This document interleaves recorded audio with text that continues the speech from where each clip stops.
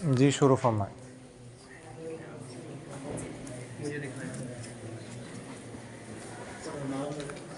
بسم الله الرحمن الرحيم. كتاب الجهاد. منشغل. الفصل الأول.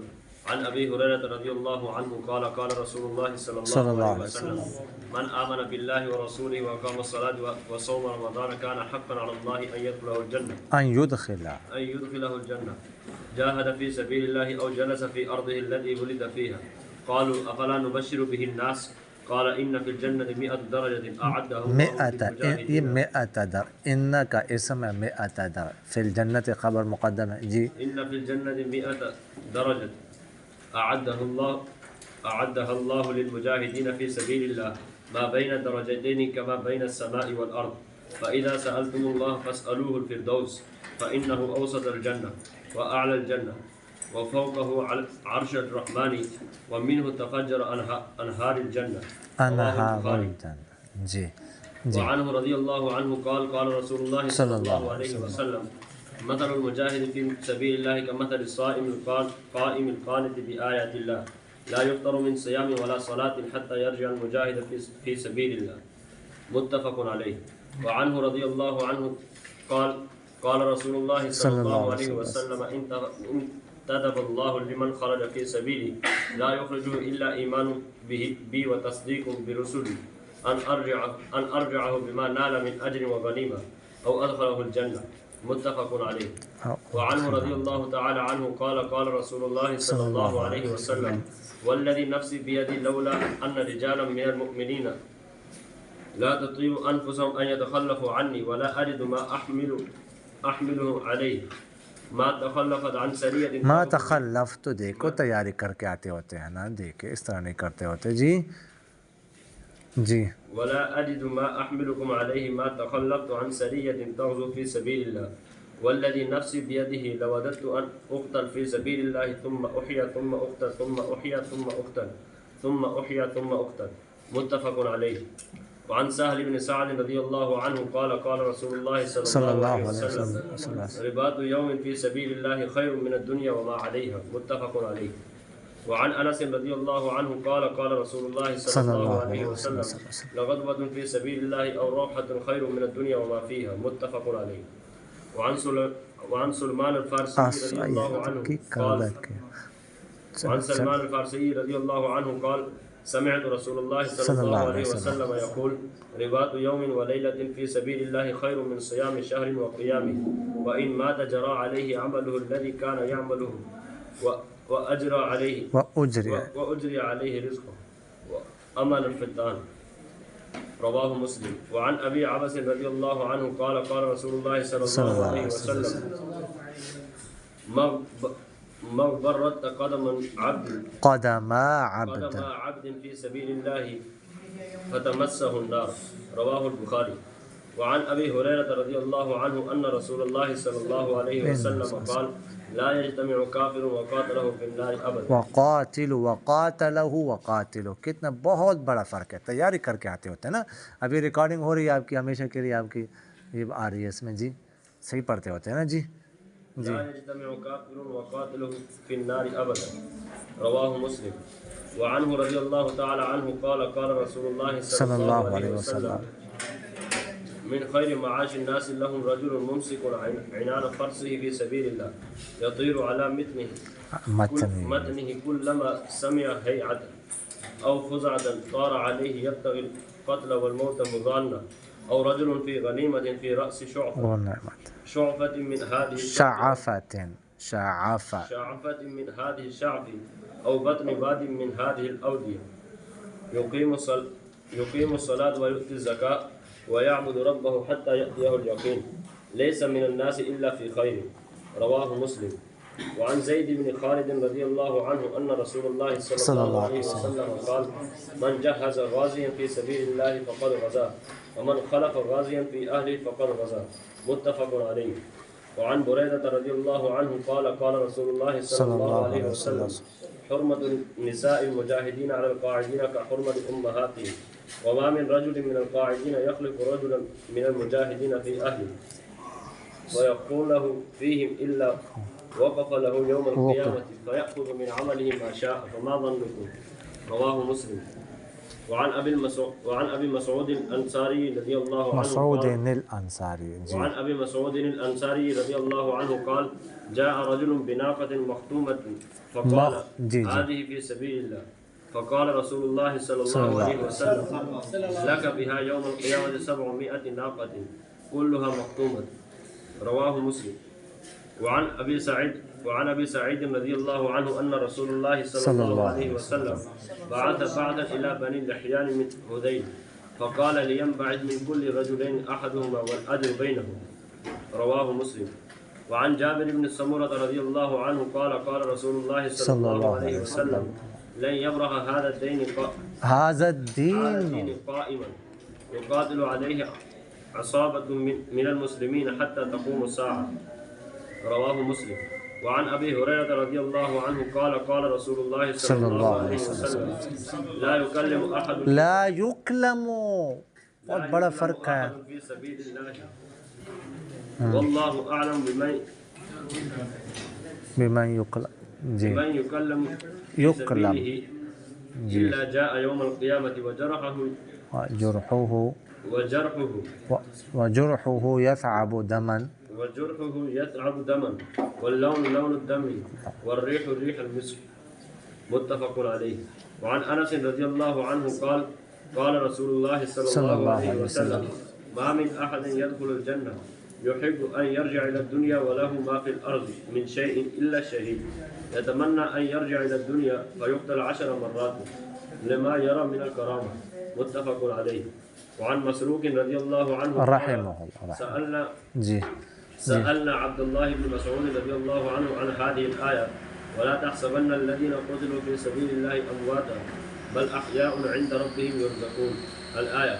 قال إنا قد سألنا عن ذلك فقال أرواحهم في أجواف الطير الخضر لنا قناديل معلقة بالعرش تصرخ من الجنة حيث شاءت ثم تأوي إلى تلك القناديل فاطلع إليهم ربهم اطلاع فقال هل تشتهون شيئا قالوا أي شيء نشتهي ونحن نسرح من الجنة حيث شئنا ففعل ذلك بهم 3 مرات فلما رأوا أنهم لن يتركوا من أن يسألوا قالوا يا ربي نريد أن ترد أرواحنا في أجسادنا حتى نقتل في سبيلك مرة أخرى فلما رأى أن ليس لهم حاجة ترك. رواه مسلم. وعن أبي قتادة رضي الله عنه أن رسول الله صلى الله عليه وسلم قام فيهم فذكر لهم أن الجهاد في سبيل الله والإيمان بالله وقام رجل فقال يا رسول الله أرأيت إن قتلت في سبيل الله يكفر عني خطاياي فقال له رسول الله صلى الله عليه وسلم نعم إن قلت في سبيل الله إن قتلت في سبيل الله وأنت صابر محتسب مقبل غير مدبر. ثم قال رسول الله صلى الله عليه وسلم كيف قتلت فقال أرأيت إن قتلت في سبيل الله أيكفر عني خطاياي فقال رسول الله صلى الله عليه وسلم نعم وأنت صابر محتسب مقبل غير مدبر إلا الدين فإن جبريل قال لي ذلك. رواه مسلم. وعن عبد الله بن عمرو بن العاص رضي الله عنهما أن النبي صلى الله عليه وسلم قال القتل في سبيل الله يكفر كل شيء إلا الدين.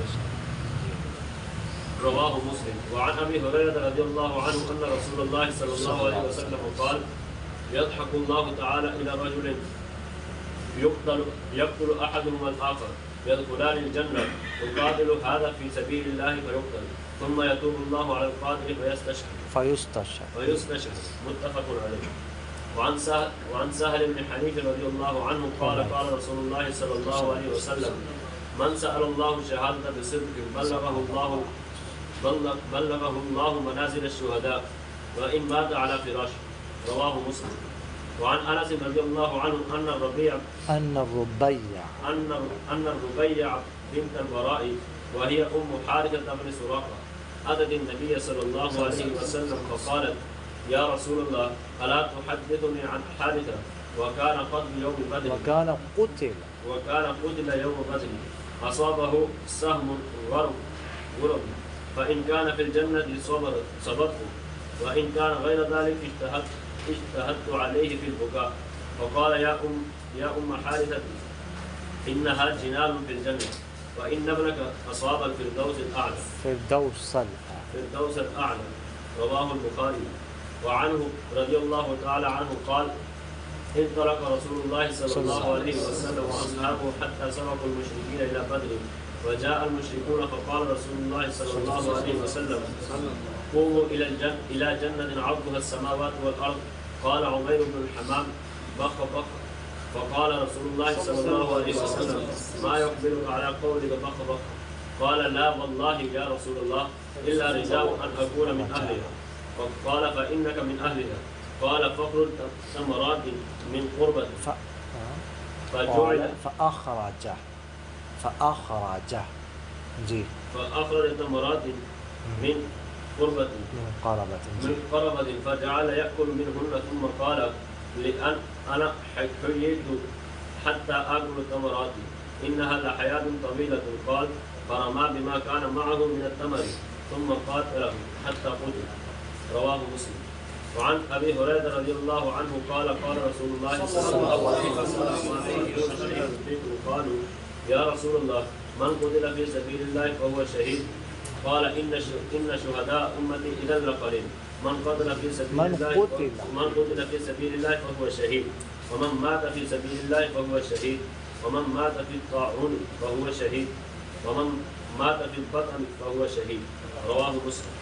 وعن عبد الله بن عمرو رضي الله عنه قال قال رسول الله صلى الله عليه وسلم ما من غازية أو سرية تغزو فتغنم وتسلم إلا كانوا قد تعجلوا ثلث الأجور وما من غازية أو سرية تخفق وتصاب إلا تم أجورا. رواه مسلم. وعن أبي هريرة رضي الله عنه قال قال رسول الله صلى الله عليه وسلم من مات ولم يغز ولم يحدث به نفسه مات على شعبة من النفاق. رواه مسلم. وعن أبي موسى رضي الله عنه قال جاء رجل إلى النبي صلى الله عليه وسلم قال الرجل يقاتل للمغنم والرجل يقاتل للذكر والرجل يقاتل ليرى مكانه فمن في سبيل الله؟ قال من قاتل لتكون كلمة الله هي العليا فهو في سبيل الله. متفق عليه. وعن أنس رضي الله عنه أن رسول الله صلى الله عليه وسلم فدنا من المدينة فقال إن بالمدينة أقواما ما سرتم مسيرا قال ولا قطعتم واديا إلا كانوا معكم وفي رواية إلا شركوكم في الأجر. قالوا يا رسول الله وهم بالمدينة؟ قال وهم بالمدينة حبسهم العذر. رواه البخاري. ورواه مسلم عن جابر. وعن عبد الله بن عمرو رضي الله عنه قال جاء رجل إلى رسول الله صلى الله عليه وسلم يسأله بالجهاد فقال أحي الوالد؟ قال نعم. قال ففيهما فجاهد. متفق عليه. وفي رواية فارجع إلى والديك فأحسن صحبتهم. وعن ابن عباس رضي الله عنهما عن النبي صلى الله عليه وسلم قال يوم الفتح لا هجرة بعد الفتح ولكن جهاد ونية وإذا استنفرتم فانفروا. متفق عليه. الفصل الثاني عن عمران بن حسين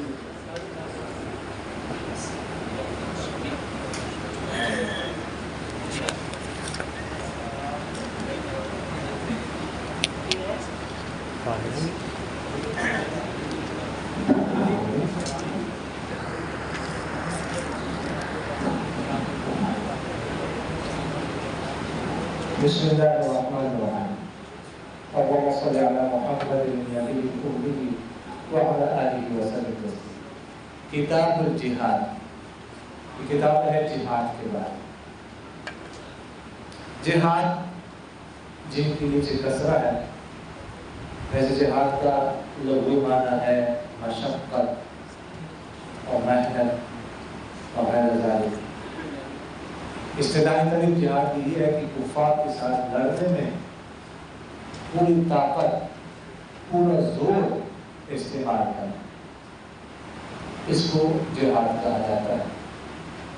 یہ آپ کی مختلف تاریخ مختلف افراد نے کی ہے، بس ایک تعریف جوڑنے کے لیے کافی. آپ لوگوں نے پڑھا ہے کہ جہاد کی بنیادی طور پر دو قسمیں ہیں، ایک ہے جہاد فرض کفایہ اور دوسری قسم ہے کہ فرض عین۔ فرض کفایہ جب مسلمانوں کو دنیا میں غلبہ حاصل اس وقت جہاد کرنا فرض کفایہ ہے، میرے ایک آج ہمارے بڑھ جائیں ہے دنیا میں جو یہ فرض ادا کرتے ہیں اور باقی سب لوگ گناہ سے کیا ہو جائیں گے، بچ جائیں گے۔ اچھا اور جب جہاد فرض کفایہ ہوتا ہے تو پھر اس میں نکلنے کے لیے کچھ شرائط ہوتی ہے۔ مثلا ایک شرط ہے کہ والدین کی اجازت ضروری ہے، والدین سے اجازت لے کر جانا پڑے، سرپرست کی اجازت ضروری ہے، ٹھیک ہے۔ مثلا غلام ہے تو وہ آقا کے بغیر اجازت کے بغیر جہاد نہیں کر سکتا۔ اس طرح جو ہے نا بیٹا باپ کی اجازت کے بغیر، بیوی شوہر کی اجازت کے بغیر وغیرہ ظاہر کا یہ اجازت ضروری۔ اس کے علاوہ عبادت شرعیہ اور اسلامی حکومت ضروری ہے۔ اس طرح اسلام کی طرف دعوت دینا کفار، اور دعوت دینے کے دعوت میں ہم جو کہ 3 جملے بولیں گے۔ ایک یہ ہے کہ مسلمان ہو جائے، پہلے کو دعوت دی جائے، اگر وہ مسلمان نہیں ہوتے تو پھر کہا جائے کہ دوسرے جملہ کہ جزیہ قبول کرو، اگر وہ یہ بھی قبول نہیں کرتے تو پھر کیا جنگ کی جائے گی، جہاد کیا جائے گا۔ اور یہ بھی دعوت جو دیں گے یہ دعوت ہے امت کی 2 قسمیں ہیں، امت اجابت اور امت دعوت۔ تو امت اجابت وہ ہے جس نے جو ہے وہ پہلے سے مسلمان ہے، جسے دعوت قبول کی ہے، وہ امت اجابت ہے۔ تو امت اجابت کو دعوت دی نہیں جا سکتی نا، اس لیے کہ امت اجابت کے ساتھ جو جہاد نہیں ہو سکتا، تو جو امت دعوت ہے ان کو دعوت دی جائے گی اس کی وجہ سے۔ دوسری قسم جو ہے وہ فرض عین، کہ جہاد فرض عین ہو جائے۔ جہاد فرض عین ہوتا ہے جب کسی علاقے میں مسلمان کفار کے ساتھ لڑ رہے ہوں اور وہ کیا نام ہے وہ مسلمان طاقت نہ رکھتے لڑنے کی، تو جو آس پاس کے مسلمان ہوتے ہیں ارد گرد پھر ان پر جہاد فرض عین ہو جاتا ہے، اور وہ بھی طاقت نہ رکھتے تو پھر آس پاس یہاں تک کہ پھیلتے پوری دنیا میں یہ ان کو پھیلا۔ جیسے آج کل فلسطین میں ہو رہا، غزہ میں ہو رہا، تو طاقت نہیں رکھ سکتے، تو آس پاس پوری امت مسلمہ پر جو ہے کہ جہاد فرض عین ہے، اسلامی حکومت ہے، سمجھ آ گئی؟ ظاہر ہے کہ جہاد ہوتا ہے حکومت کی مدد، از خود کو نہیں کر سکتا، تب اسلامی حکومتوں پر جہاد فرض عین، اور جب جہاد فرض عین ہو جائے تو اس صورت میں پھر کسی سے اجازت نہیں پڑ سکتی، تو کسی سے اجازت نہیں لیں گے، بیٹا نہ والدین سے اجازت لیں گے، حتیٰ کہ نہ بیوی شوہر سے، نہ غلام آپا سے، بس آنے کے لیے لکھنا پڑے، پھر سب کچھ بند کرنا پڑے، مدرسوں کو بند کرنا پڑے گا، پھر نکلنا پڑے گا۔ اس طرح کہ نماز کے لیے نکلنا ضروری ہے، نماز فرض عین ہے، نماز پڑھنا ضروری ہے۔ اگر کسی کو والدین روکتے ہیں کہ نماز نہ پڑھ تو ان کی بات نہیں مانے گا، نماز پڑھے گا، سمجھ آیا؟ اسی طرح جہاد فرض عین ہے، پھر نکلنا پڑے گا، پھر جگہ پر بیٹھ نہیں سکتے، سمجھ آتی ہے؟ آگے جہاد کے اور کچھ اقسام بنانے ہیں، تو فرماتے ہیں ابو ہریرہ رضی اللہ عنہ سے کہ آپ صلی اللہ علیہ وسلم نے ارشاد فرمایا کہ جو ایمان لے اللہ اس کے رسول پر اور نماز قائم کرے اور رمضان کے روزے رکھے تو اللہ پر حق ہے کہ اس کو داخل کر دے جنت میں، چاہے تو اللہ کے راستے میں جہاد کرتا ہوا مر جائے یا اپنے جگہ پر بیٹھا ہوا جہاں پر وہ بیٹھا ہوا۔ تو صحابہ نے عرض کیا کہ کیا ہم لوگوں کو اس کی خوشخبری نہ سنائیں؟ تو آپ صلی اللہ علیہ وسلم نے فرمایا کہ جنت میں 100 درجے ہیں، مجاہدین کے لیے اللہ تعالیٰ نے اور میں سے جو درجہ تیار کیا ہے وہ 2 درجوں کے درمیان اتنی مسافت ہے کہ جتنی مسافت آسمان اور زمین کے درمیان. جب تم اللہ تعالیٰ سے کچھ مانگو تو مانگو اسے فردوس. بے شک وہ جو ہے نا سب سے اعلیٰ افضل درجہ ہے جنت کا, اور اس کے اوپر رحمان کا عرش, اور اسی میں سے جو ہے نا وہ جو جنت کی نہریں ہیں وہ نکلتی ہیں. سمجھ آ گئی؟ تو فرمایا کہ جو جہاد کرے, جو ایمان ہے اللہ پر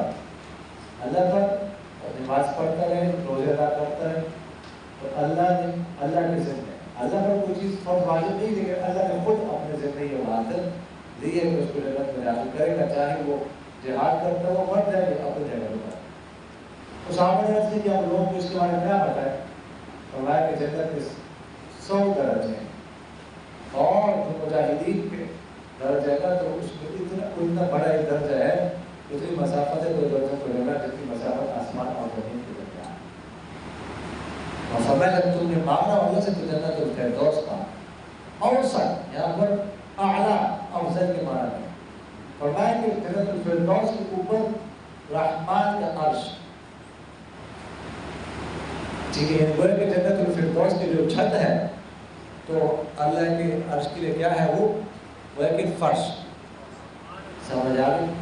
اور انہی میں سے جو ہے نا وہ نہریں نکلتی, مشہور نہریں جو ہے نا وہ جو 4 نہریں ہیں, کیا وہ ہے مثل الجنة التي وعد المتقون فيها أنهار من ماء غير آسن وأنهار من لبن لم يتغير طعمه وأنهار من خمر لذة للشاربين وأنهار من عسل مصفى. تو یہ جو 4 نہریں ہیں یہ اسی جنت الفردوس سے نکلتی. ایک حدیث شریف میں آتا ہے کہ اللہ تعالیٰ کی ذات کا واسطہ دے کر کوئی جنت کے لوگ کوئی اور چیز مانگ ہی نہیں سکتے. اللہ سے دعا کرنے کہ اللہ میں آپ کی ذات کا واسطہ آپ کو دیتا ہوں. اب یہ اگر اتنا بڑا واسطہ ہے کہ اس واسطے کے ساتھ کوئی اور چیز انسان مانگ ہی نہیں سکتا جنت سے, تو یہ دعا مانگنا چاہیے اللہ کہ آپ کی ذات کا واسطہ آپ کو دے کر آپ سے دعا کرتا ہوں کہ آپ مجھے جنت الفردوس نصیب کرو. اس کا دعا علی روایت ہے کہ آپ صلی اللہ علیہ وسلم نے فرمایا کہ مجاہد کی مثال, اللہ کے راستے میں جہاد کرنے والے کی مثال اس شخص کی طرح ہے جو روزہ رکھ رہا ہو, رات کو قیام کر رہا ہو, اور اللہ تعالیٰ کی آیتوں کو پڑھنے والا نہیں وہ جو ہے نا سست ہوتا روزے سے اور نہ دماغ سے, یہاں تک کہ مجاہد واپس آ جائے اللہ کے راستے میں. فرمایا کہ مجاہد کی مثال اللہ کے راستے میں اس شخص کی طرح جو مسلسل روزہ رکھے, جو ساری رات قیام کرتا ہے, اور جو القارئ بآیات اللہ کی آیتوں کو پڑھتا ہے مسلسل, اس کو کہ ثواب ملے, جو تھکتا نہیں ہے, سست نہیں پڑتا روزے سے نماز سے, یہاں تک کہ مجاہد واپس آ جائے پھر یہ ثواب ختم ہوتا ہے, ورنہ جب تک وہ جہاد میں ہوتا ہے تو اس طرح ثواب اس کو ملتا رہتا ہے. یہ اسمبلی بعض لوگوں نے سوال کیا تھا آپ صلی اللہ علیہ وسلم سے کہ ہم گھر میں بیٹھے ہوئے ہیں, وہ کچھ لوگ جہاد کے لیے نکلے ہوئے ہیں, تو ہم ان کا درجہ کیسے پا سکتے ہیں؟ تو آپ صلی اللہ علیہ وسلم ان کا درجہ پانا یہ بہت مشکل ہے. جو مسلسل روزہ رکھے, مسلسل ساری رات قیام کرے, ہر وقت پڑھتا رہے اللہ تعالیٰ کی آیتوں, پھر جا کے شاید اس کو درجہ پائے, اور ان کا درجہ پانا بہت مشکل ہے. اگلی روایت میں ہے کہ آپ صلی اللہ علیہ وسلم نے ارشاد فرمایا اللہ تعالیٰ نے ذمہ داری دی ہے اس شخص کی جو اس کے راستے میں نکلی, نہ نکالے اس کو مگر مجھ پر ایمان لانا اور میرے پیغمبر کی تصدیق. کیا کہ میں اس کو لٹاؤں گا, یا تو وہ حاصل کرے گا اجر اور غنیمت, یا اس کو میں جنت میں داخل کروں گا. لیکن فرمایا اللہ تعالیٰ نے ذمہ داری دی, ان تتبع تکفر, اللہ تعالیٰ نے ذمہ داری دی ہے جو شخص اللہ کے راستے میں جہاد پہ نکلتا ہے, ایمان کیا ہے, پیغمبر کو تصدیق کرتا ہوں, تو میں اس کو لٹاؤں کو واپس کروں گا بما نال من اجر, یا تو اجر کے ساتھ اور غنیمت, او جو ہے نا او, ٹھیک ہے, یہ جو او ہے نا یہ مانع الخلود کے لیے ہے, سمجھ آ رہی کہ یا تو اس کو اجر ملے گا یا غنیمت ملے گی، یعنی ان دونوں میں سے ایک چیز ضرور ملے گی۔ یہ نہیں ہے کہ دونوں نہ ملے، دونوں مل جائے وہ بھی ہو سکتا ہے، لیکن اگر دونوں نہ ہو تو ایک چیز تو ضرور ملے گی، اجر یا غنیمت، یعنی یہ کہ دونوں ہی نہ ملے۔ سمجھ آنے کے لیے یا بعد ازاں یہاں پر واو کا ذکر کیا پھر باتیں ختم ہو جاتی ہے۔ پھر اس کے بعد جو دوسرا واو ہے او، غنیمت کے بعد او جو واو ہے او ادخلہ الجنہ، جب میں اس کو جنت میں داخل کروں، تو یہ جو او ہے نا یہ مانعۃ الجمع کے لیے کہ غنیمت اور جنت میں داخلہ یہ دونوں چیز جمع نہیں ہو سکتی، یعنی شہادت اور غنیمت یہ دونوں چیز جمع نہیں ہو سکتی۔ غنیمت مل گئی تو پھر شہادت نہیں ملے گا، شہید ہو گئے تو پھر غنیمت نہیں ملے گی۔ سمجھ آ گئی کہ نہیں ہے؟ تو پہلے جو او ہے وہ کس کے لیے؟ مانعۃ الخلود، اور دوسرا جو او ہے کس کے لیے؟ مانعۃ الجنہ۔ سمجھ آ گئی؟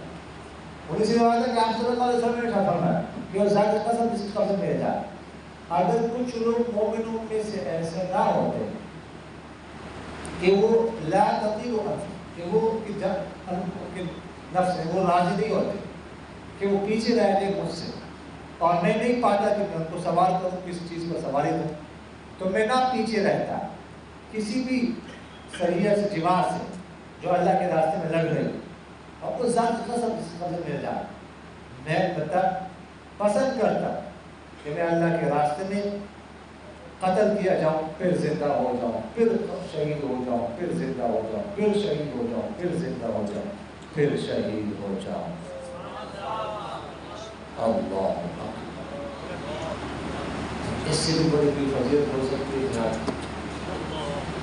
آپ سے رسول میں تمنا کر رہے ہیں کہ میں تمنا کرتا ہوں کہ وہ بار بار شہید ہوتے ہیں، اور میں اگر یہ بات نہ ہوتی کہ کچھ لوگ ایسے ہیں جو میرے پیچھے رہتے نہیں ہیں، میرے علاوہ میرے ساتھ نکلتے ہیں اور میرے پاس انتظام نہیں ہوتا کہ میں ان کو سواری دوں، ٹھیک ہے؟ تو اس لیے میں اگر یہ بات نہ ہوتی جو بھی لشکر نکلتا ہوتا نا تو میں اس میں نکل کر جہاد کے لیے آپ سے ہو سکتا ہے۔ سریہ اور غزوہ میں تو فرق جانتے ہو نا؟ غزوہ جو ہے نا جس میں آپ صلی اللہ علیہ وسلم بدر سے نفی شرکت کی، سریہ جو لشکر آپ صلی اللہ علیہ وسلم نے بھیجا، تو غزوات کی تعداد 27 آپ صلی اللہ علیہ وسلم، اور سرایہ کی تعداد کتنی ہے؟ 56، اور ٹوٹل تعداد کتنی بنتی ہے؟ 83 بنتی ہے۔ اور میں طرفین سے جو بندے مارے گئے ہیں مسلمان کفار، ان کی تعداد 1018 ہے، 259 مسلمان شہید ہوئے اور 759 کفار مارے گئے، 83 گویا کہ تمام جہاد ہوئے، اور یہ صرف یہ تو جہاں جب آپ صلی اللہ علیہ وسلم نے ہجرت فرمائی اس کے بعد جو ہے نا وہ کیا نام ہے جہاد فرض ہوا۔ تو لیکن ایک سال میں اگر ایوریج ہم نے کہا ہے نا تو ایک سال میں تقریباً 9 جو ہے نا وہ دفعہ جہاد ہوا ہے، 9 دفعہ قتال ہوا ہے ایک سال، 9 دفعہ، بہت بڑی تعداد۔ اس سے آپ اس کی اہمیت کا اندازہ لگا سکتے ہیں جہاد کی۔ اگلی روایت صاحب بن سعد رضی اللہ عنہ سے روایت ہے کہ آپ صلی اللہ علیہ وسلم نے ارشاد فرمایا کہ ایک دن کا رباط اللہ کے راستے میں دنیا تو دنیا میں ہے اس سے بہتر ہے۔ رباط پہرا دینا، سرحدات، رباط اصل میں ارتباط سے باندھنا، تو وہ کہ جو پہرا دیتے ہیں وہ اپنے آپ کو اپنے گھوڑے کو باندھتا ہے، تو سرحدات پر پہرا دینا، ایک ساعت پہرا دینا بھی یہ گویا کہ ایک دن پہرا دینا یہ دنیا معافیہ سے بہتر ہے۔ پہرا جو دیتا ہے سرحدات کی، یا کہ کہیں پہ لشکر دیا ہوا رات کو سونے لگے ہیں کچھ لوگ پہرا دیتے ہیں، یا ویسی ہی جنگی حالات ہیں تو سرحدات کو پہرا دیتے ہیں، تو یہ پہرا ہوتا ہے باہر کفار کی لشکر پر، ان کے سرحدات پر نظر رکھنا۔ جو اندر ہوتا ہے نا اس کو حراسہ کہلاتا ہے، وہ حراسہ ہے، اور یہ رباط آگے بھی حدیث آ رہی ہے اس کا بہت زیادہ سوال۔ علی بات ہے کہ آپ صلی اللہ علیہ وسلم نے ارشاد فرمایا کہ ایک صبح اللہ کے راستے یا ایک شام یہ بہتر ہے دنیا سے اور جو کچھ دنیا میں سب سے، ایک صبح گویا کہ نصف اول ہے ایک شام نصف ثانی اللہ کے راستے میں، اور دنیا معافیہ سے کیا ہے بہتر۔ سلمان فارسی رضی اللہ عنہ فرماتے ہیں کہ میں نے آپ صلی اللہ علیہ وسلم کے فرماتے ہوئے سنا کہ ایک دن کا پہرا، ایک رات کا پہرا اللہ کے راستے میں بہتر ہے ایک مہینے کے روزوں سے اور ایک مہینے کے قیام سے۔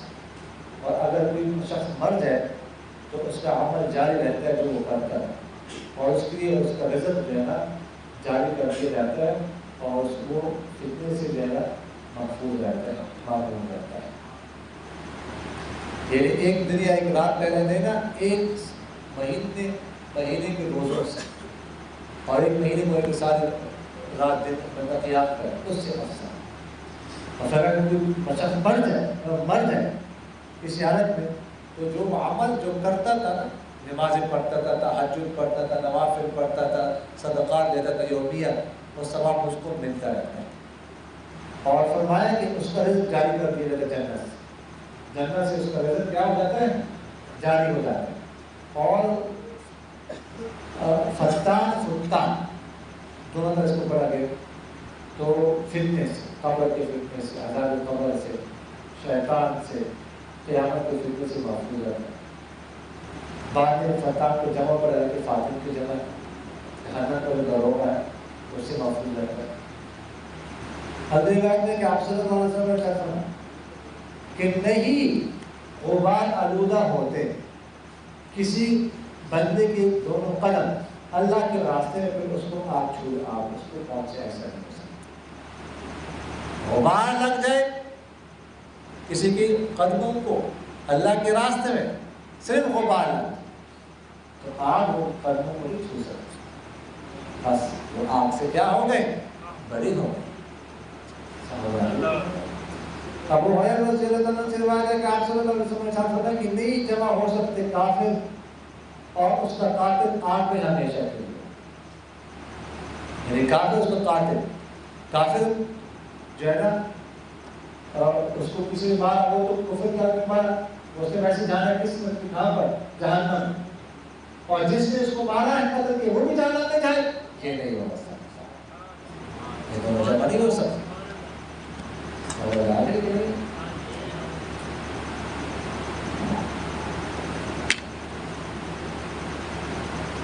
اگلی بات میں آپ صلی اللہ علیہ وسلم نے ارشاد فرمایا کہ لوگوں کے معاش میں سے بہترین جو کے لیے ہے روزی میں سے وہ شخص ہے جس نے پکڑا ہوا ہو اپنے گھوڑے کی لگام نکیل اللہ کے راستے میں، وہ اڑتا ہے یعنی تیزی سے جاتا ہے اس گھوڑے کی پشت پر، جب بھی کوئی آواز گھبراہٹ کی سنتا ہے، ٹھیک ہے، فریاد گھبراہٹ کی آواز سنتا ہے، اڑتا ہے اس میں قتل اور موت کو تلاش کرتے ہیں، اور گمان اس کا ہو جہاں پر قتل اور موت کا گمان وہاں پر تلاش، یا وہ شخص ہے جو کچھ بکریوں میں ان پہاڑ کی چوٹیوں میں سے کسی چوٹی پر جاتا ہے یا ان وادی میں سے کسی وادی میں جاتا ہے، نماز ادا کرتے ہیں، زکات ادا کرتے ہیں، رب کی عبادت کرتے ہیں، یہاں تک کہ اس کے پاس موت آ جائے، تو نہیں ہے لوگوں میں سے مدد خیر ہے پاس۔ اچھا فرمایا کہ ہر عادت وہ آواز گھبراہٹ کی آواز جس میں فریاد بھی طلب کی جائے، سمجھ آ گئی؟ فضا آتا ہے بھی گھبراہٹ کی آواز کو ہے،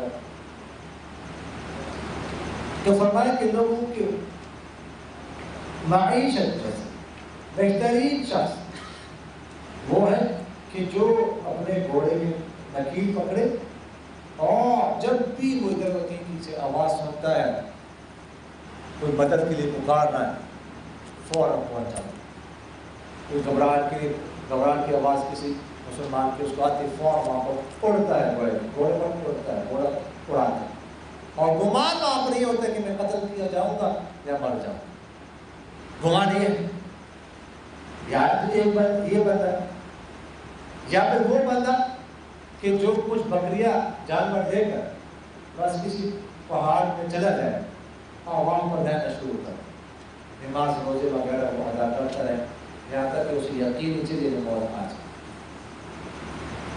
یعنی دو صورتیں ہیں انسان کے بہترین ہوں. یا تو یہ کسی کی مدد کر سکتا ہو تو مدد کرے مسلمان، یا یہ کہ حالات ایسے آ جائے کہ کسی کی مدد نہیں کر سکتا، اب ایمان بچانا مشکل ہو رہا ہے، گناہوں میں مبتلا ہونے کا خطرہ ہے، ایمان بچانا مشکل ہو رہا ہے، تو آپ اس کے دل کریں کہ بکری جانور وغیرہ لے کر ایک بار آج رہنا شروع کر، بس نماز روزے وغیرہ اللہ کی عبادت کرتا رہے، بس بکری جو ہے نا ان کا دودھ پیا اور ادھر رہن سہن ہو جہاں تک اس کو موت آ جائے. تو یہ دو شخص جو ہے نا یہ بہترین لوگ ہیں، حالات کے مطابق فیصلہ کرنا پڑتا ہے. حدیث روایت میں زید بن خالد سے رضی اللہ تعالیٰ کہ آپ صلی اللہ علیہ وسلم نے فرمایا کہ جس نے تیار کیا غازی اللہ کے راستے تاکہ اس نے خود جہاد کیا، اور جو رہا غازی کے گھر والوں میں تاکہ اس نے خود جہاد کیا. جس نے جو خود نہیں جا سکتا اس نے غازی تیار کیا، غازی کو گھوڑا خرید کے دیا، سواری اونٹ وغیرہ خرید کے دیا، سامان وغیرہ توشہ وغیرہ خرید کے دیا، تیار کر کے اس کو ترغیب دی، تیار کر دی وہ نکلے. تو یہ جو جہاد کر رہا ہے جس شخص نے تیار کیا اس کا سب اس کو مل رہا ہے، جس نے تیار کیا اس کو مل رہا ہے. یا یہ کہ کوئی غازی گیا اب اس کے گھر والوں میں وہ خیر کے ساتھ رہا، یہ جو غازی جہاد کر رہے ہیں وہ جائے اب اس کے گھر والوں کی خدمت کر رہے ہیں، ان کے راشن لا رہے ہیں، ان کے لیے پانی بھر رہے ہیں، ٹھیک ہے جی، اور جو ڈاکٹر کی ضرورت پڑتی ہے تو بچوں کو ڈاکٹر کے پاس لے کے جا رہا ہے وغیرہ، ان کے گھر کے حفاظت کر رہا ہے، پہرے دے رہا ہے، تو یہ بھی اس کے ساتھ جہاد میں کیا ہے؟ شریک ہے. سمجھ آ رہی ہے؟ اگلی روایت دیکھ لیجیے. برید رضی اللہ عنہ سے روایت ہے کہ آپ صلی اللہ علیہ وسلم نے ارشاد فرمایا کہ مجاہدین کی عورتوں کے حرمت بیٹھنے والوں پر ایسی ہے جیسے ان کی ماؤں کے حرمت، اور کوئی شخص بیٹھنے والوں میں سے نہیں ہے جو پیچھے رہیں مجاہدین میں سے کسی گھر والوں کہ وہ خیانت کرے ان کے گھر والوں، اس کے مجاہدین کے گھر والوں کو، مگر اس کو کھڑا کیا جائے گا قیامت والے دن، اور پھر لے گا وہ مجاہد اس کے ہاتھ میں سے جو وہ چاہے گا، بس تمہارا کیا فرمان ہے. سمجھ آ گئی؟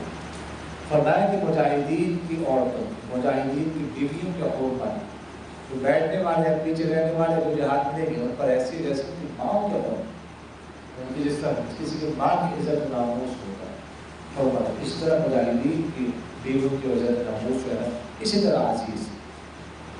سمجھ آ رہی؟ اور فرمایا کہ جب کسی نے خیانت کی مجاہد کی بیوی کے ساتھ، گھر والوں کے اس کی بیٹی کے ساتھ، تو اس کو کھڑا کیا جائے گا قیامت والے دن، اور کوئی مجاہد اس کے عمل میں سے جو چاہے لے گا. فرمایا صاحب نے تو تمہارا کیا خیال ہے؟ یہ تمہارا کیا خیال ہے؟ کیا وہ مجاہد اس جس شخص نے خیانت کی اس کے نیک اعمال میں سے کچھ چھوڑے گا؟ وہ سارے نیک اعمال اس کے لے لے گا. کتنا بڑا گناہ ہے. سمجھ آ رہی ہے؟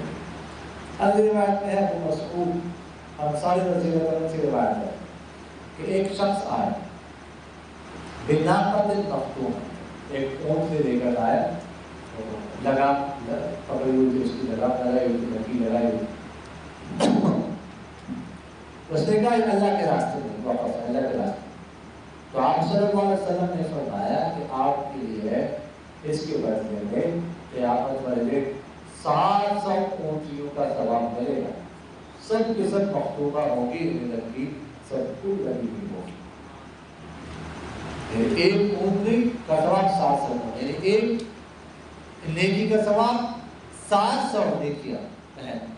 1 روپے کا ثواب آ گیا 700 روپے اللہ کے راستے. سمجھ آ رہی ہے؟ اللہ کے راستے ہی بھی اللہ کا، آپ لوگ اللہ کے راستے بھی اللہ کا راستہ. آپ لوگ جو اپنے اوپر خرچ کر رہے ہیں اس کا اس طرح ثواب آپ کو کریں، کسی اور دوست پر خرچ کر رہے ہیں اس طرح ثواب آپ کو کریں، آپ ہی کا بات ہے. ابو سعید رضی اللہ عنہ سے فرماتے ہیں کہ آپ صلی اللہ علیہ وسلم نے ایک لشکر بھیجا بنو یحییٰ کی طرف حذیفہ کی قبیلے سے. فرمایا کہ 2 بندوں میں سے ایک بندہ کھڑا ہو جائے، یعنی نکلے، اور اجر ان دونوں کے درمیان ہوگا. یعنی فرمایا کہ گھر کے اگر 2 فرد ہیں نا تو ان میں سے ایک نکلے، اور اجر دونوں کو ملے گا، جو نکلا ہے اس کو بھی اجر مل رہا ہے اور جو پیچھے رہ گیا اس کو بھی اجر ملے گا، اس لیے کہ وہ حفاظت کر رہا ہے پیچھے، اس کے گھر والوں کی، بچوں کی، اپنے گھر والوں کی حفاظت، اس کو بھی ثواب مل رہا ہے، اس کو بھی ثواب مل رہا ہے۔ جہاد میں اس وجہ سے تو نکلا ہے کہ پیچھے یہ ہے، یہ حفاظت کر رہے ہیں، تو اس وجہ سے اس کو بھی ثواب ملے گا۔ اگلی روایت میں کہ آپ صلی اللہ علیہ وسلم نے کہا تھا کہ یہ دین مسلسل سیدھا قائم رہے گا، قتال کرتے رہے گی ایک جماعت مسلمان میں سے اس پر یہاں تک کہ قیامت قائم ہوتی ہے، یعنی ایک جماعت مسلسل قتال کرتے رہے گی قیامت تک۔ سمجھ آ رہی کہ نہیں ہے؟ تو اس کی وجہ سے کیا ہوگا، یہ دین سیدھا رہے گا، مجاہدین کی وجہ سے یہ دین قائم رہے گا، یہ دین مضبوط رہے گا، اسلام مضبوط رہے گا، اسلام کو عزت ملے گی۔ سمجھ آ رہا ہے؟ اگر بدکم میں بیٹھ کر اللہ اللہ شروع کرے گا تو اسلام کو عزت نہیں دلا سکتا، جہاد کی عزت دلا ضرب لگائے اللہ اللہ، لیکن جو ایمان مضبوط ہوتا ہے نا، جب یہ گولیاں چلتی چم چم ادھر ہو ادھر کانوں میں، پھر پتہ چلتا ہے ایمان کتنا مضبوط ہوتا ہے۔ سمجھ آ رہا ہے؟ فرمایا آپ صلی اللہ علیہ وسلم نے ارشاد کہ نہیں کوئی زخمی ہوتا ہے اللہ کے راستے میں، اور اللہ خوب جانتا ہے کون زخمی ہوتا ہے اللہ کے اس کے راستے میں،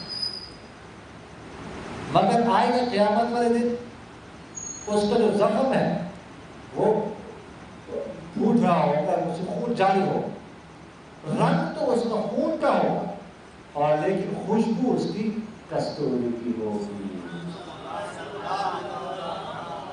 اگر کسی کا کوئی زخمی ہوا تو زخم آئے گا، وہ زخم اس طرح ہوگا، خون نکل رہا ہو، ہمارے کی طرح نکل رہا ہو، رنگ اس کا خون کا ہو، لیکن جو خوشبو ہے وہ کستوری کی ہوگی، خون کے نہیں سے۔ سمجھ آ رہی ہے کہ نہیں آ رہی؟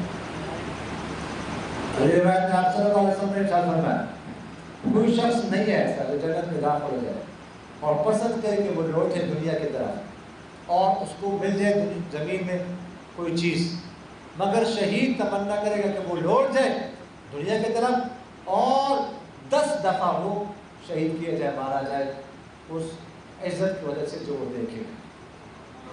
یعنی دنیا کی طرف کون آئے گا؟ جنت کی نعمتیں دیکھ کر کوئی بھی دنیا کی طرف آنے کی تمنا نہیں کرے گا، مگر شہید تمنا کرے گا کہ شہادت میں جو مزہ ہے اور شہادت کا جو اکرام ہے، جو اعزاز ہے اور جو نعمتیں ان کی بدلے میں مل رہی ہیں اور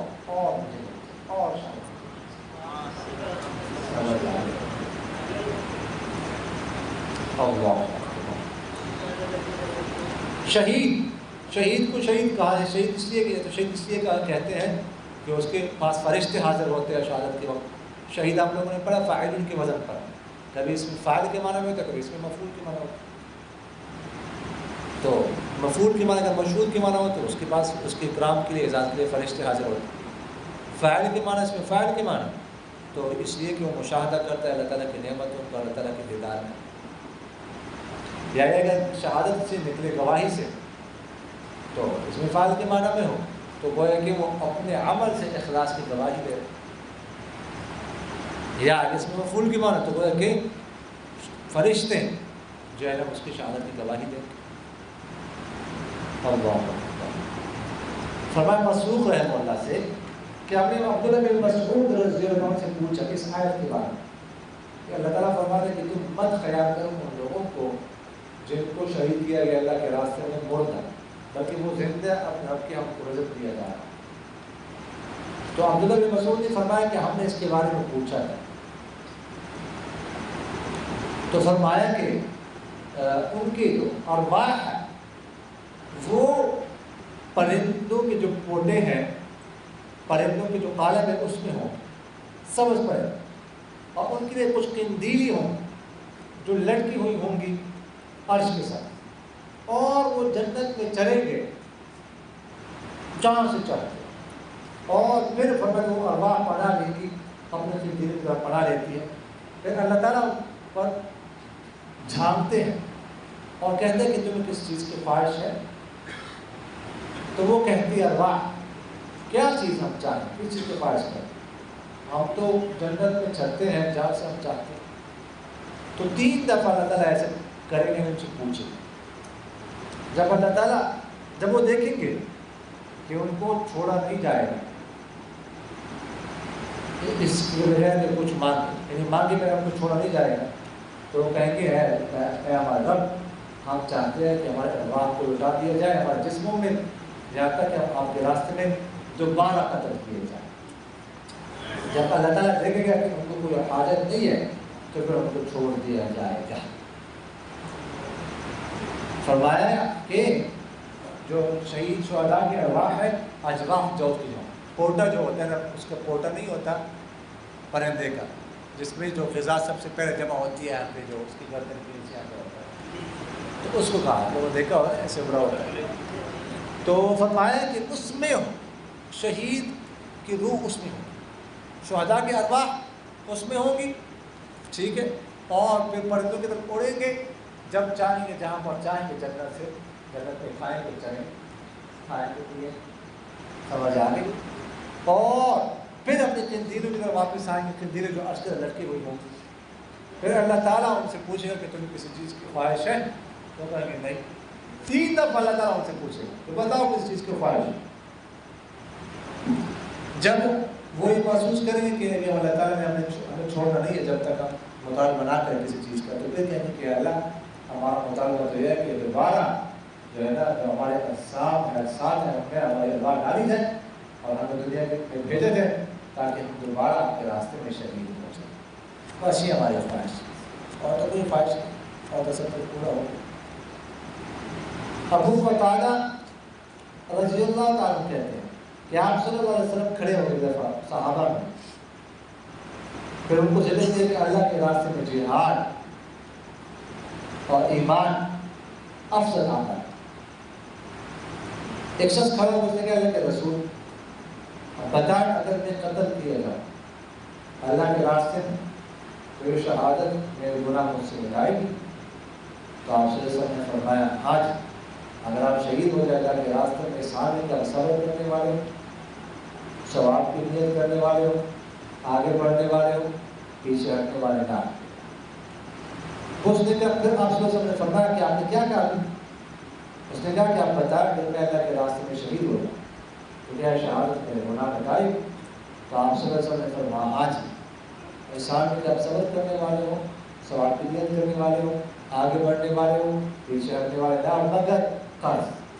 بے شک جبرائیل نے مجھے یہ ایسا ہی کہا ہے. آپ صلی اللہ علیہ وسلم نے جہاد کا ذکر کیا، فرمایا کہ جہاد اللہ کے راستے میں اور ایمان افضل عمل.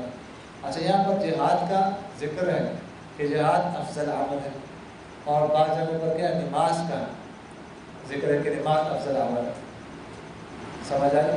تو دیکھیے گا جب جہاد فرض کفایہ ہونا اس صورت میں تو پھر نماز افضل ہے جہاد سے. البتہ جب جہاد فرض عین ہو جائے تو اس صورت میں پھر جہاد افضل ہوگا کس سے؟ نماز سے. سمجھ آ گئی؟ تو ایک شخص نے کہا کہ اگر میں اللہ کے راستے میں شہید ہو جاؤں تو کیا یہ شہادت میرے گناہ مٹائے گی؟ تو آپ صلی اللہ علیہ وسلم نے فرمایا ہاں جی، اگر تم صبر کرنے والے، ڈٹنے والے، مصیبتوں پر آگے بڑھنے والے ہو، بہادری کا مظاہرہ کرنے والے ہو، ثواب کی نیت سے ہو، کوئی ریا دکھلاوا وغیرہ نہ ہو، تو آپ کی گناہ مٹائے گی. مگر ساتھ آپ نے کہا قرض بھی نہیں ختم کر سکتے. یعنی حقوق اللہ جو ہے نا اس میں جو کمی ہوئی ہے وہ تو شہادت کی وجہ سے وہ کمی معاف ہو جائے گی، گناہ معاف ہو جائے گی، لیکن حقوق العباد معاف نہیں ہوتی ہے. یہ مطلب ہے. سمجھ آئے؟ لیکن بعض علماء فرماتے ہیں کہ یہ شروع کی بات، بعد میں پھر جو ہے نا اللہ تعالیٰ نے اور آسانی پیدا کی، پھر جو ہے نا اب شہادت کی وجہ سے حقوق العباد بھی معاف ہو جاتے ہیں. حقوق العباد معاف اس طرح ہوتے ہیں کہ جو بندوں کے حقوق ہوں گے نا تو اللہ تعالیٰ قیامت والے دن کو راضی کر دے، ان کو راضی کرے گا، جو ان کے حقوق ہوگے ان حقوق کا بدل کو دلائے گا تو اس طرح وہ راضی ہو جائے گا.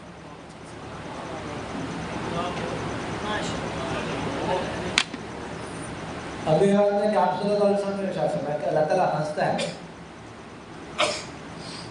دو بندوں کی طرف، ان دو بندوں کو دیکھ کر. ان میں سے ایک قتل کرتا ہے دوسری اور دونوں جنت میں داخل ہوتے ہیں. جی پیچھے رہ گئے. اچھا مسجد کی واضح ہے کہ فرمایا آپ صلی اللہ علیہ وسلم نے قتل اللہ کے راستے میں ہر چیز کو اللہ کے راستے میں شہادت ہے تمام چیز کو مٹاتی ہے مگر دین نہیں مٹاتی. اگلی بات ہے کہ آپ صلی اللہ علیہ وسلم کہ اللہ تعالیٰ ہنستا ہے دو بندوں کی طرف پھر میں سے ایک دوسرے کو قتل کرتے ہیں پھر دونوں جنت میں داخل ہوتے ہیں. یہ شخص اللہ کے راستے میں قتال جنگ کر رہا ہے پھر شہید ہوتا ہے. پھر اللہ تعالیٰ قاتل پر بھی توبہ اس کے توبہ قبول کرتا ہے تو وہ بھی شہید ہو جاتا ہے. یعنی اللہ تعالیٰ فرماتے ہیں اللہ تعالیٰ ہنستے ہیں دو بندوں پر یعنی خوش ہوتے ہیں کہ ایک مسلمان ہے اس نے جہاد کیا ایک کافر کے ساتھ کافر نے اس مسلمان کو قتل کر دیا وہ شہید ہو کے جنت پہ چلا گیا. پھر جو قاتل تھا جس نے قتل کیا تھا اس کے اللہ تعالیٰ نے اس توبہ کی توفیق اسے دی یہ بھی مسلمان ہو گیا. پھر اس کے بعد اس نے بھی جہاد کیا بھی جہاد میں شہید ہو گیا تو دونوں جنت میں جائیں گے دونوں شہید ہو گئے. سمجھ آ گئی.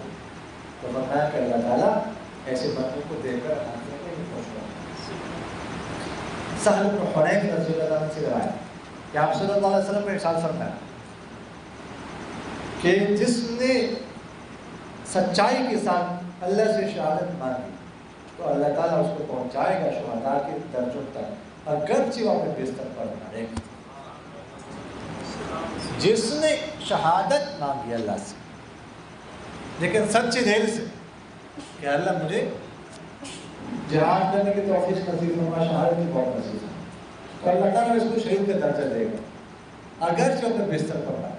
اس لیے کہ اس نے خواہش تو کی اس نے اپنے آپ کو تیار رکھا وہ تیاری کرتا رہا وہ نیزہ بازی کرتا رہا وہ نشانہ اس نے اپنا صحیح کیا وہ روزانہ جو ہے نا واک کرتا ہے ایکسرسائز کرتا ہے جہاد کے لیے اپنے آپ کو سخت کرتا ہے سخت بناتا ہے مارتا ہے اپنے آپ کو ٹھیک ہے تاکہ میں کیا دوڑتا ہے کر جہاد کر سکوں.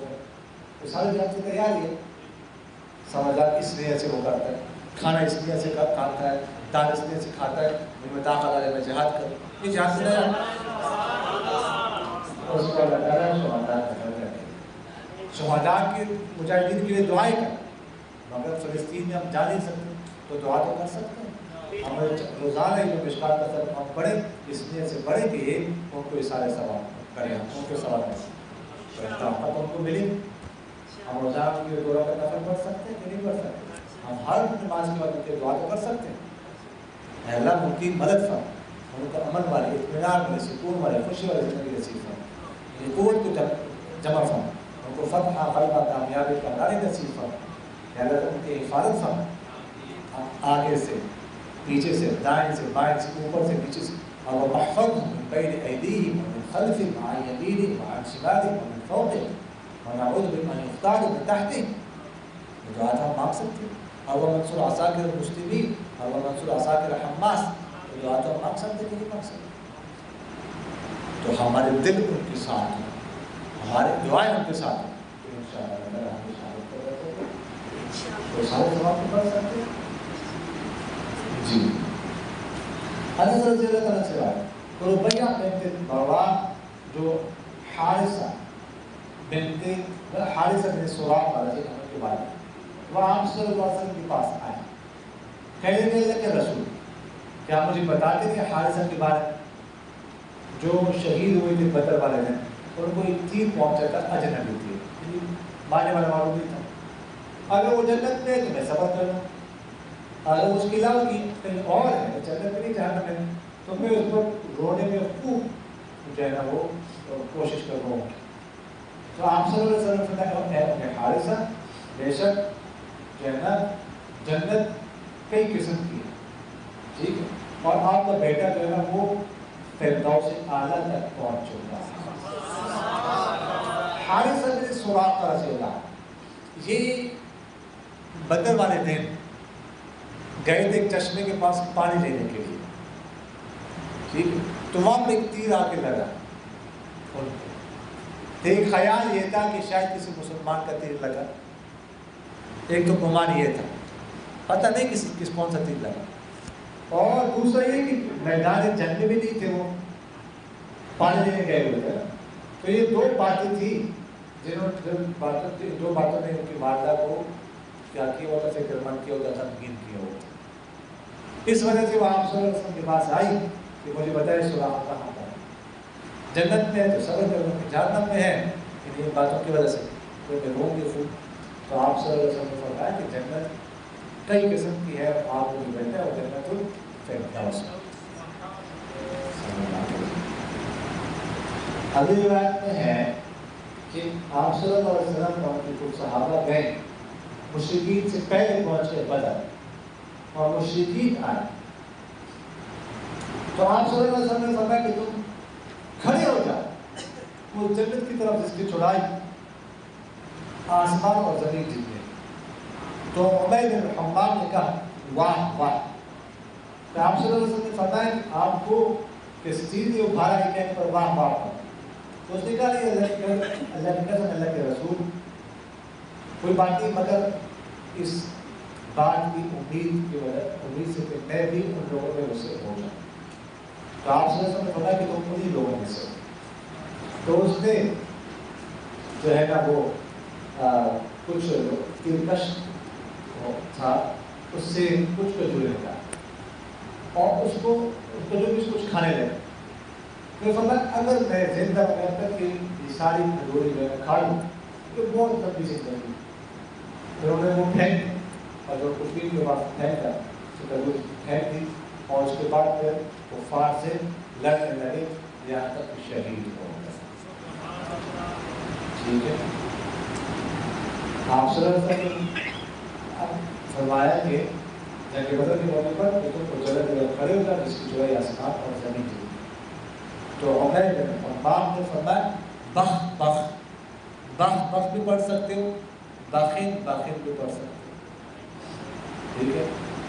خوب خوب واہ واہ. یہ بڑی زبردست بات. تو آپ صلی اللہ علیہ وسلم نے پوچھا کہ آپ کو کس بات میں ابھارا اس یہ کہہ رہے ہیں. یعنی آپ صلی اللہ علیہ وسلم کی تصدیق کرنا چاہتے تھے کیا واقعہ کی بات میں سچے. انہوں نے کہا کہ میری خواہش ہے کہ میں ان لوگوں میں سے ہوں. تو فرمایا آپ نہیں لوگوں میں سے. تو کش سے انہوں نے کچھ ضرور نکالا کھانے لگے. یار یہ ختم کروں میں بہت دیر گزری. تو اس کے بعد کھجور پھینک دی اور گھس کے کفار یہاں تک کہ وہ شہید. تو بعض حضرات نے یہاں سے استدلال کیا ہے کہ جو اگر فدائی حملہ ہوتا ہے نا کفار میں جب اس کی ضرورت ہو تو وہ خودکشی میں نہیں آتا. کفار مسلمانوں پر نہیں. جیسے 1965 میں ان کی طرف سے ٹینک آئے تھے سیالکوٹ میں انڈیا کی طرف سے تو فوجی ڈھیر گئے ٹینک کے بیچ. تو ایک کیپٹن تھے کیپٹن زبیری ان کا نام. تو وہ کال آئی اوپر سے کہ دیکھو بندے آپ کے پاس کم ہے واپس آ جاؤ. جو بندے آپ کے پاس ہیں کم ہے ان کو مت پڑھا. انہوں نے کہا مجھے اجازت دو بس لڑنا ہے لڑنا. آپ اجازت دے دو. بم باندھے اور اپنے ساتھ اور لیٹ کر بس واپس کر دوں. وہ تو کہہ رہے تھے کہ ہمیں لاہور میں ناشتہ کرنا. تو یہ ایمانی جذبہ تھا کیپٹن زبیری. ایسا جذبہ ہونا چاہیے. یہ ایمانی جذبہ ہو. اگلی روایت میں ابو ہریرہ رضی اللہ عنہ نے فرمایا کہ آپ صلی اللہ علیہ وسلم نے کہا کہ تم کس کو آپس میں تمہارے اندر کس کو تم شہید شمار کرتے ہو. انہوں نے کہا کہ رسول اللہ کے راستے میں قتل کیا جائے وہ شہید ہے. فرمایا تب تو میری امت کے شہداء بہت کم ہوں.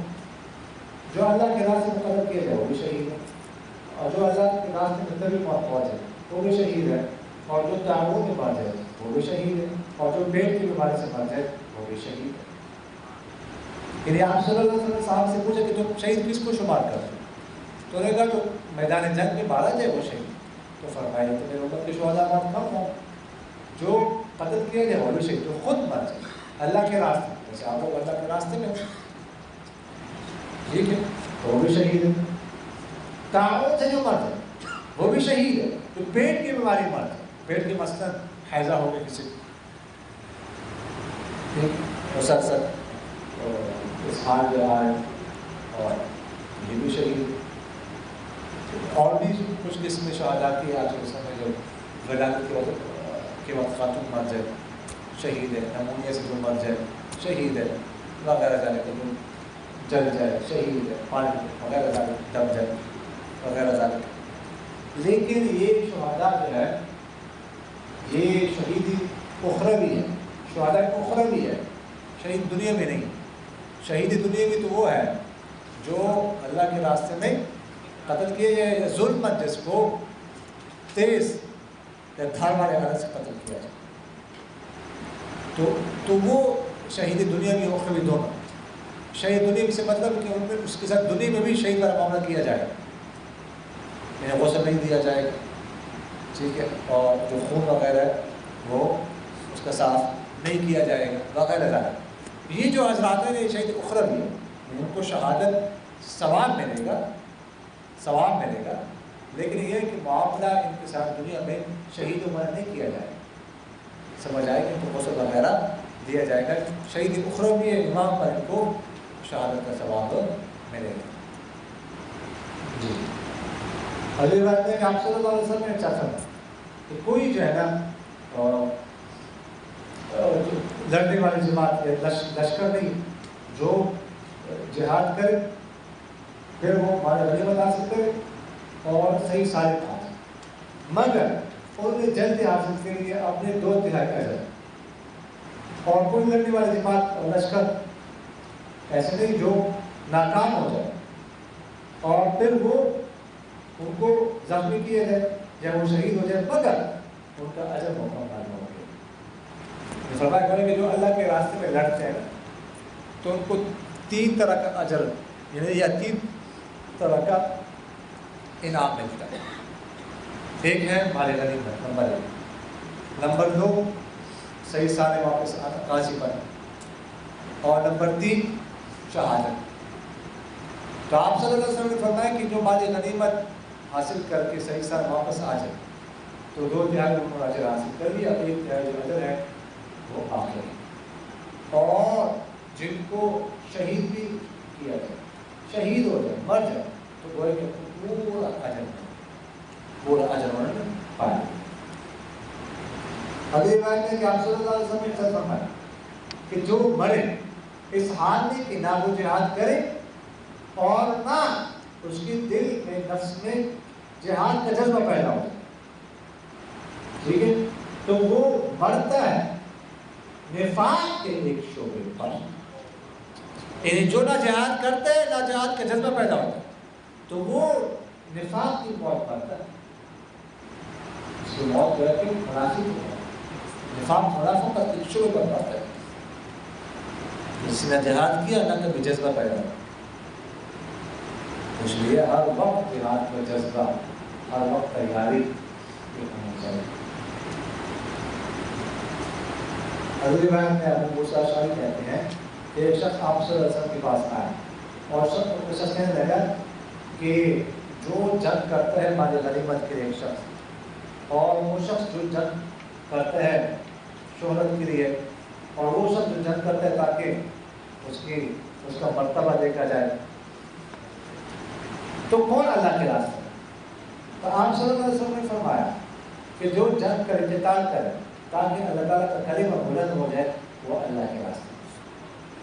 ایک شخص نے کہا کہ کوئی شخص مال غنیمت کے لیے جنگ کرتا ہے کہ مجھے مال غنیمت مل جائے. کوئی شخص جنگ کرتا ہے شہرت کے لیے، کوئی شخص جنگ کرتا ہے اس کا مانتے لوگ ہے کہ بڑا بہادر ہے، اس کی شجاعت بہادری کا مظاہرہ ہو جائے. تو اللہ کے راستے میں کون ہے؟ تو فرمایا اللہ کے راستے میں وہ جو صرف اس لیے قتال کرے کہ اللہ تعالیٰ کا کلمہ بلند ہو، اسلام بلند، اسلام کو شان و شوکت میں، مسلمانوں کو غلبہ میں، دین کو غلبہ. تو یہ جو ہے نا اصل اللہ کے راستے. حضرت رضی اللہ عنہ سے روایت ہے کہ آپ صلی اللہ علیہ وسلم غزوہ تبوک سے گئے، جب مدینہ منورہ کے قریب ہو گئے تو فرمایا کہ بے شک مدینہ میں کچھ لوگ ایسے ہیں کہ تم نہیں چلتے، کوئی بھی قدم نہ تو کسی وادی کو عبور کرتے مگر وہ تمہارے ساتھ ہوتے. اور ایک روایت ہے کہ وہ تمہارے ساتھ شریک اجر.